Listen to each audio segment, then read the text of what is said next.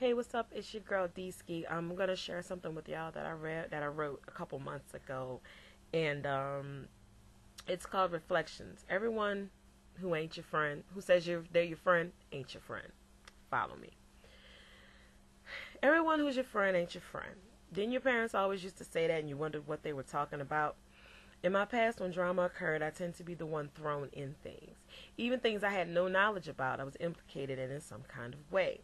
I put that to the test and chose to let the good suffer for the bad and remove myself from the element of mutual friends to see if no one had contact with me whatsoever, if I would still become a topic or target of gossip and bullshit. I found that when I was unavailable to implicate, I became the target of someone who was angry or bitter. I realized that person held a grudge for something that was dead gone and dissolved in my eyes. Still, I let the good suffer for the bad and evaluate myself to see where I had fault, if I had fault in the situation. If I did, I owned up to it, and to this day, I still do that.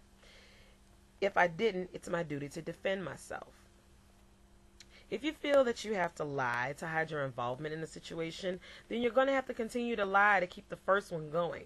For some, this is a way of life, but just know that if this is your way of life, that if the people you consider friends are still your friends, after the fires you've caused, and they've learned to deal with you, probably 50% of what you say is a lie. Don't take satisfaction in the fact that you pulled the wool over their eyes, because that just shows you unworthy of human contact. Whether you realize it or not, you've just become the person they can't trust. So now one or two things are going to happen to you. You're either one, going to be the one that's excluded from a lot of things, or two, you're going to be told everything because you're being set up to be a snitch. Now, if you find yourself being number one, then you need to realize you're doing something habitually wrong. It's a pathological illness. If you find yourself being number two, it's easy to change that status. Just learn to shut up. Not everything that passes your ears is privileged for you to broadcast. If it always comes back to every time the fire is started that you lit it or even helped light the match, shut up. If you constantly find yourself involved in drama, gossip, and bullshit, shut up. It's all right to listen if someone tells you something, but you don't have to tell everybody you know about the situation. Now you're considered a snitch, and it's going to be your title until you change it.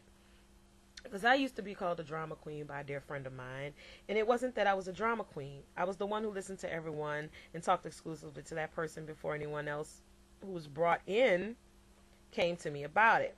Still, if it was in the reverse, where that person, where someone else came to me with it, I'm going to go and talk to the person who's being implicated, the originator, simply because when someone's a victim, whether it's validated or not, you may be getting the first signs of someone you need to distance yourself from. I was blind to that, and it became a habitual revolving door to drama. It all stemmed back to one element, one person.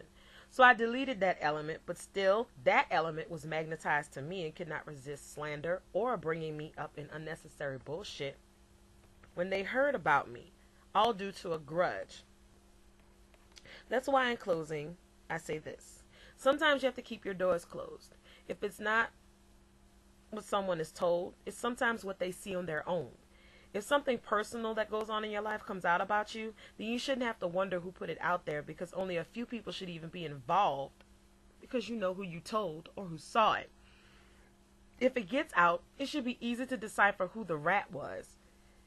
And if you're ever in a situation where it comes out and you don't know who could have passed it around because so many people were in your business, close your doors. Shut up.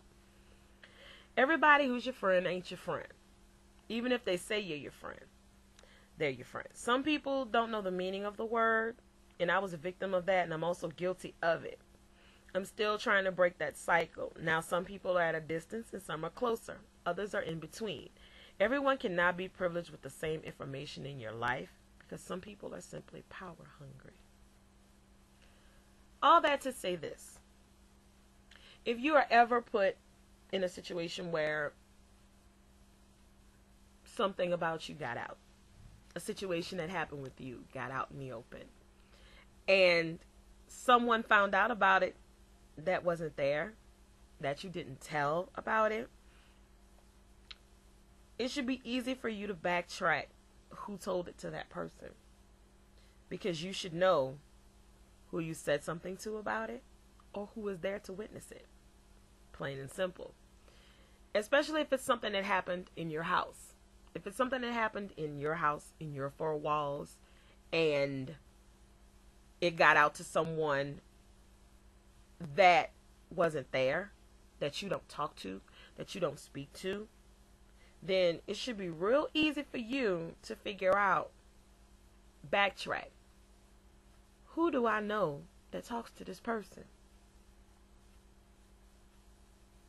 It should be easy to figure out, because you should know, just by extension, who people deal with. And, you know, I've had that happen to me a few times, but it was easy to figure out who it was because I know who I told and I know who was there. And some people will say, I don't care, it's my business. If they know, they know. If they don't, they don't. But, you know, it's like a game of telephone. Words get twisted. I could tell you something right now, but I guarantee you that the next person you tell, you could tell them exactly what I said, verbatim, word for word, not leave out any iota of a detail. But you never know how that person they tell sees you. So they're going to twist it around to make it seem like you said the most evil, vile, vicious thing in the world. Or if it's something that happened to you that was not your cause, or you weren't the reason that the negative thing happened or the bad thing happened, they're going to turn it around to say that it's your fault, that you did it, you said it. Just like in certain, like, okay, it's just, you know, if you feel like too many things about you or something about you got out, and it's a habitual thing, it's a constant thing, it's a thing where someone's always finding out what's going on in your house, going on in your life, going on in your business that you don't directly associate with. Find out who you had inside your walls and who you spoke to. And after you find that out, depending on the relationship you have with that person, the friendship, the bonds you have with that person, the connection that you have with that person, it's up to you to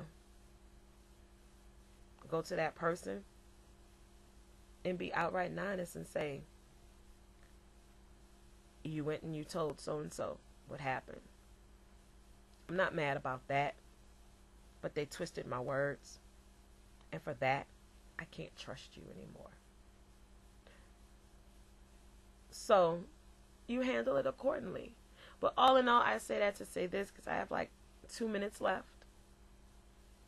If you are tired of your business getting out, close your doors, lock them, close your windows, shut the fuck up. Keep it to yourself. Become solitaire. Don't think that it's an attack on you. I don't know why somebody keep fucking with me. Ain't nobody fucking with you. It's just somebody decided to talk. Maybe that person talked because they were concerned. And the person they talked to because they were concerned decided to take it as again and throw it out there in a negative light. It's your girl D-Ski. Y'all comment on it if you feel the need to. If y'all even understood what I said, because I read it and I realized I was kind of rambling. But it's all at the point of shut up. Keep your doors closed. Don't let everyone in your life. Everybody don't need to know what's going on. Everybody don't need to know everything about you. Everybody doesn't need to know when you're down and when you're out, what you're out for. Everybody doesn't need to know who you can't stand and who you hate. Because eventually, it bounces back to you being the one hated, because nobody's going to want to deal with such a negative spirit floating around their element. Nobody wants to be stressed out with you. Misery loves company. And sometimes you gotta kick misery the fuck out of your house. Later, y'all.